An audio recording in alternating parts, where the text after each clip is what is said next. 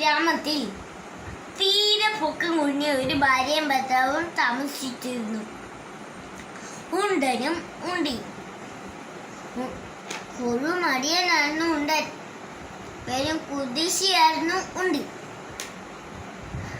ഉണ്ടി ഒരു ദിവസം ഉറക്ക വേണ്ടിട്ടപ്പോ അയൽവക്കത്തിനും ഉണ്ണിയപ്പത്തിന്റെ മണം ഉണ്ണിക്ക് സഹിക്കാൻ കഴിഞ്ഞില്ല. ഈശ്വര, കൊതി നോക്കിയിരിക്കാനാണല്ലോ എൻ്റെ വിധി. എടി, അവർ ഉണ്ണിയപ്പം ഉണ്ടാക്കട്ടെ. ചുട്ട് കഴിയുമ്പോൾ നമുക്ക് അങ്ങോട്ട് പോവാം.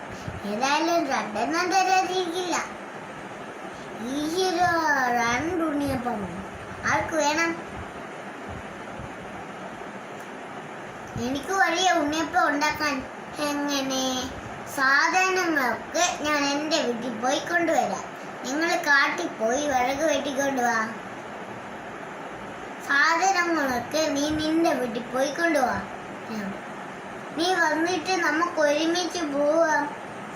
അങ്ങനെ ഉണ്ടി അവളുടെ വീട്ടിൽ പോയി അരിയും ശർക്കരയും നെയ്യുമായി തിരിച്ചു വന്നു. അപ്പം ഉണ്ടിയെ കൂട്ടി വെള്ളം കുടിക്കാൻ കാട്ടിലേക്ക് പോയി. കണ്ണിൽ കണ്ട ചുള്ളിയതാകുമ്പോഴേക്ക് 2 വലിയ കെട്ടുകളാക്കി.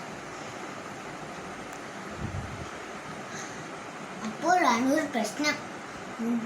ഉണ്ടന്റെ തലയിൽ ആര് വിറക് കയറ്റി വെച്ചു കൊടുക്കും?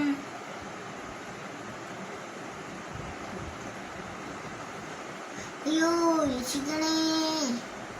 പേടിക്കണ്ട, നിങ്ങൾ പറഞ്ഞതൊക്കെ ഞാൻ കേട്ടു. വിറക് ഞാൻ പിടിച്ചു തരാം. പക്ഷെ എനിക്ക് 10 ഉണ്ണിയപ്പം തരണം. എന്താ? മറ്റു മാർഗങ്ങളില്ലാതെ ഉണ്ടനുണ്ടി പുലി പറഞ്ഞത് സമ്മതിച്ചു. അങ്ങനെ ഉണ്ടനുണ്ടി വിറകുമായി വീട്ടിലേക്ക് പോയി.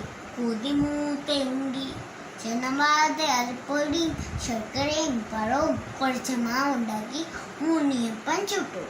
ആകെ 16 ഉണ്ണിയപ്പം. 10 പുളിക്ക്. പിന്നെ നമുക്കുണ്ടല്ലോ ഓരണം. ഉണ്ടനും ഉണ്ടിക്ക് വെപ്രാളമായി. പുലി വരുമ്പോ നമ്മൾ എന്തു ചെയ്യും?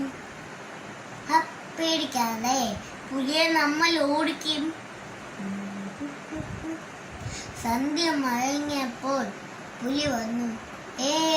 ഇവിടെ ആരുമില്ലേ? എവിടെ എൻ്റെ ഉണ്ണിയപ്പം?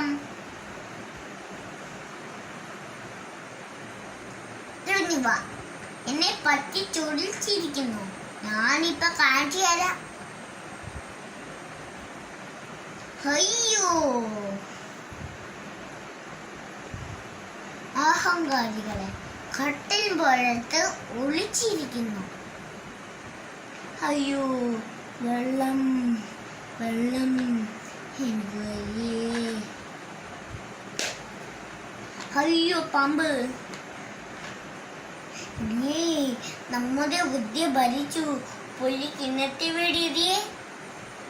കിണറ്റിൽ വീണ പുലിയെ കാണാൻ ഉണ്ടനുണ്ടിയും താഴേക്ക് കുതിച്ചു. പക്ഷെ കിണറ്റിൻകരയിൽ ഒളിച്ചിരുന്ന എന്നെ തന്നെ ഉണ്ടനുണ്ടിനെ വീട്ടിലേക്ക് തന്നെ വീണു.